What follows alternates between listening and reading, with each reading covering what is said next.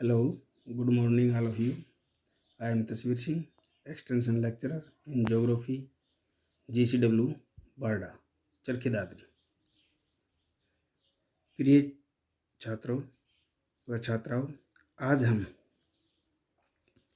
थारू जनजाति के बारे में अध्ययन करेंगे।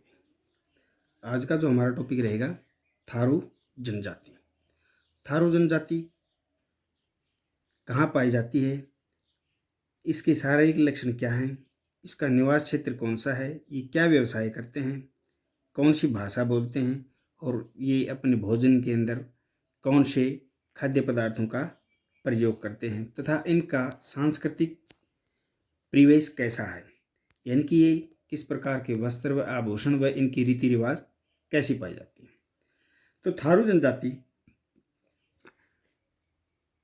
जनजाति अपने आप को हिंदुओं की शाखा मानते हैं तथा स्वयं को राजपूतों का वंश मानते हैं, यानी कि अपने आप को राजपूतों का ही वंशज मानते हैं। 1951 की जनगणना में उन्होंने अपने आप को ठाकुर कहा है। इस प्रकार इस जनजाति का थारू नाम पड़ने के पीछे विद्वानों के अनेक मत हैं और मान्यताएं हैं। तो अनेक भूगोलवेताओं ने थारू जनजाति के बारे में या इनके नामकरण के बारे में अपने अपने विचार दिए हैं। Doctor DN.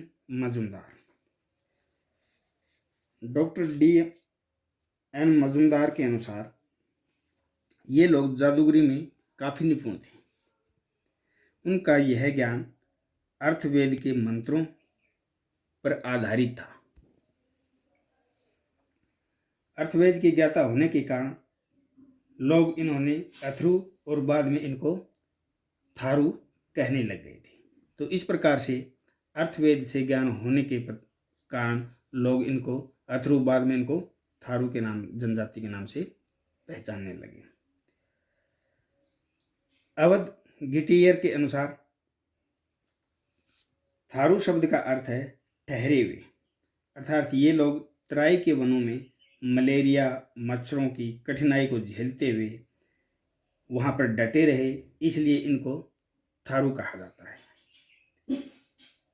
क्रुक के अनुसार ये अधिक दारू का सेवन करते थे, यानी कि शराब का सेवन करते थे, इसलिए इनको बाद में दारू का अधिक सेवन करने के कारण इनको थारू के नाम से जाना जाने लगा।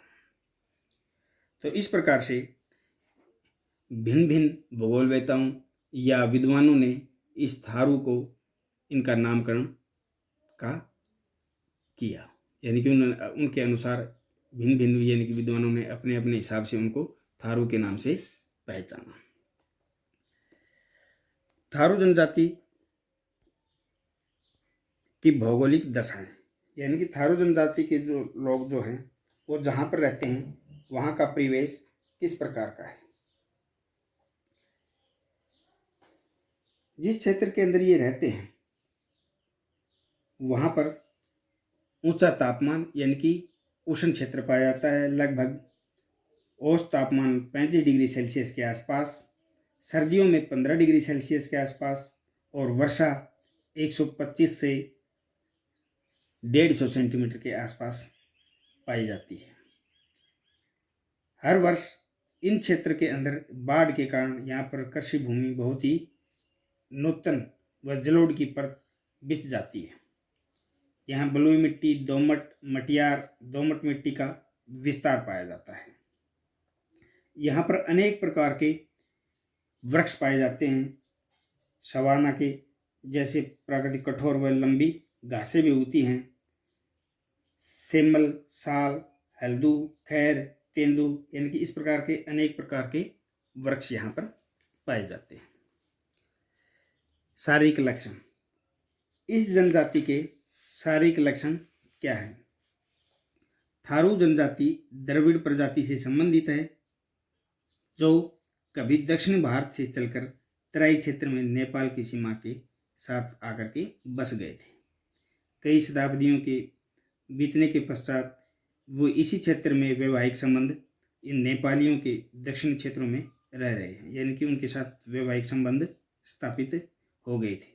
इससे यह एक मिश्रित प्रजाति बन गई जिसमें मंगोलाई, नेपाल और द्रविड़ नेग्रेटो दोनों प्रजातियों के लक्षण पाए जाते हैं। इनकी तिरछी आंखें, गालों की उभरी हुई हड्डियां मंगोल प्रजाति के लक्षण हैं। निवास क्षेत्र यानी कि ये कहाँ पर निवास करते हैं। थारू का निवास क्षेत्र उत्तराखंड, उत्तर प्रदेश, नैनीताल यानी कि हिमालय के तटीय जो क्षेत्र हैं, इन क्षेत्रों के अंदर ये जनजाति अधिक पाई जाती है। इसके हिमालय की तलहटी में स्थित एक निचली दलदली मैदान है। इसके उत्तर में कंकड़ पत्थरों के जमाव से निर्मित भाबर प्रदेश है, जहाँ हिमालय से निकलने वाली नदियाँ लुप्त होकर पुनः इस तराई क्षेत्र में अवतरित हो जाती हैं यानी कि निकल आती हैं। और यहाँ जगह जगह ऊंचे नीचे भूखंड व टेढ़े मेढ़े मार्ग पाए जाते हैं, जिसमें होकर के कई नदियाँ गुजरती हैं, जैसे रामगंगा, गोमती, घाघरा, गंडक। इसकी सहायक नदियाँ व अनेक प्रकार के नाले यहाँ पर प्रभावित होते हैं। व्यवसाय, क्या व्यवसाय करते हैं यानी कि थारू जनजाति के लोगों का कार्य क्या है। थारू लोगों का प्रमुख व्यवसाय कृषि है। इनके खेत स्थायी होते हैं। इनकी खेती करने का ढंग और कृषि उपकरण उत्तर प्रदेश के मैदानी किसानों से मिलते जुलते हैं। इनकी प्रमुख फसल चावल है। इसके अतिरिक्त ये लोग गेहूँ, चना, मक्का, सरसों, आलू, साग, सब्जियां ये भी पैदा कर लेते हैं। इसके अलावा थारू लोग आखेट व संग्रहण का कार्य भी करते हैं। और इस जनजाति की जो औरतें हैं वो विभिन्न प्रकार के छोटे छोटे कार्य कर लेती हैं, जैसे टोकरियां बनाना, मालाएं बनाना, फूल पत्तियों के यानी कि इस प्रकार से अनेक प्रकार के कार्य कर करके यानी कि सजीली वस्तुओं का निर्माण कर लेती हैं। इसके अलावा ये कुछ पशुओं का भी पालन करते हैं और आखेट का भी कार्य कर लेते हैं, यानी कि खाली समय के अंदर कृषि में जब समय बच जाता है तो ये शिकार भी कर लेते हैं और विभिन्न प्रकार के जीवों का शिकार किया जाता है। मछली का यानी कि शिकार भी किया जाता है, यानी कि समुद्री या नदी नालों के तट पर जाकर के मछलियों का पकड़ा जाता है। भाषा, थारू जनजाति के जो लोग हैं इंडो आर्यन भाषा परिवार से संबंधित हैं।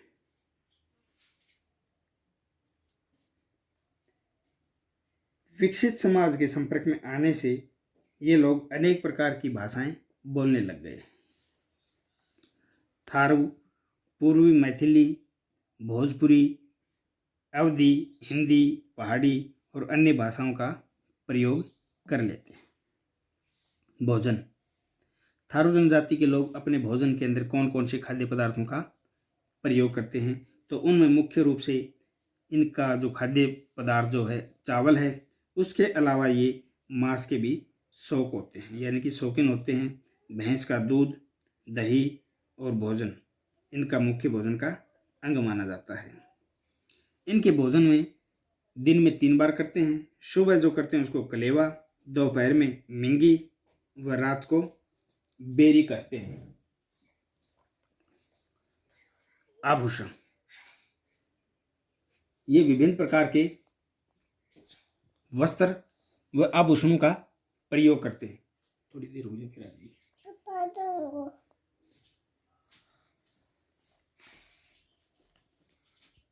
ये अपने शरीर के ऊपर केवल लंगोटी से ही काम चला लेते हैं।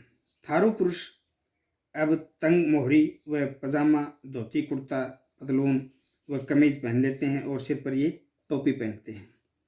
युगों से नंगे पैर चलने वाले थारू अब लकड़ी के खड़ाऊ भी पहनते हैं, जूते भी पहनते हैं। इनकी स्त्रियां लहंगा, साड़ी, छोटी अंगरखी या ब्लाउज व अनेक प्रकार के वस्त्रों को अब धारण करने लग गई और ये बनी ठनी रहती हैं और विभिन्न प्रकार के औजारों आभूषणों का प्रयोग करती हैं। इनके शौक यानी कि अपने हाथों और पैरों पर चांदी के कड़े, गले में रंगीन मूंगे की मालाएं, चांदी के रुपये व उनकी चमड़ियों अठनियों के हार, इस प्रकार से विभिन्न प्रकार के वस्त्र व आभूषणों का प्रयोग करती हैं। अधिवास यानी कि इनके घर।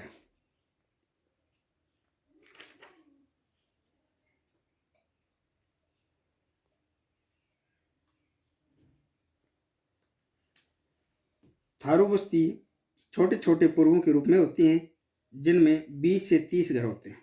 ये पूर्वे या गांव बिखरे हुए होते हैं, जिनमें 3 से 4 किलोमीटर का अंतर पाया जाता है। गांव में घर बनाने के लिए अग्रलिखित उपयुक्तता देखी जाती है। दलदल व मच्छरों से मुक्ति के लिए भूमि अपेक्षाकृत ऊंची हो, मीठे जल की प्राप्ति व जंगली पशुओं से व बीमारियों से सुरक्षित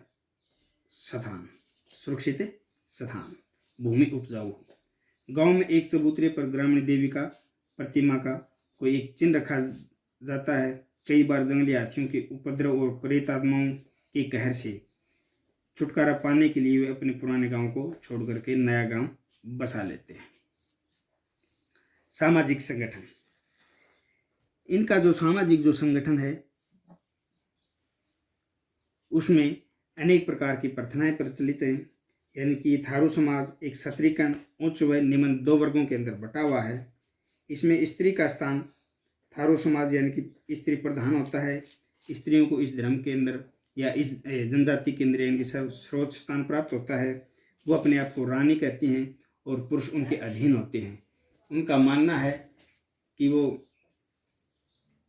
उनके सेवक होते हैं। स्त्रियां रसोई के अंदर यानी कि पुरुषों को भोजन नहीं देती और न ही उस रसोई के अंदर वो उनको प्रवेश करने देती हैं। तो इसलिए वे अपने आप को यानी कि स्त्रियां अपने आप को महारानी के मानती हैं। विवाह। इस प्रजाति के अंदर विवाह थारू समाज में बहुत महत्व है। अविवाहित पुरुष को समाज के अंदर कोई प्रतिष्ठा नहीं होती। इनके समाज में एक विवाह का ही प्रचलन होता है, लेकिन कभी कभी बहुविवाह को भी मान्यता दी जाती है। धर्म। धार्मिक और सामाजिक कार्यों में संचालन के लिए गांव का एक मुखिया होता है, जो प्रधान कहलाता है। प्रधान का चुनाव नहीं होता, यह एक पैतृक होता है। प्रधान के साथ कुछ और पदाधिकारी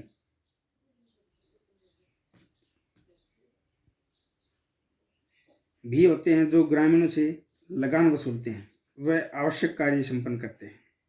विवाह सहित इनकी सभी सामाजिक धार्मिक क्रियाएं हिंदू विधि विधान से संपन्न होती हैं, क्योंकि ये कर्मकांड में विश्वास नहीं करते और इनके समाज में ब्राह्मण की कोई विशेष भूमिका नहीं होती।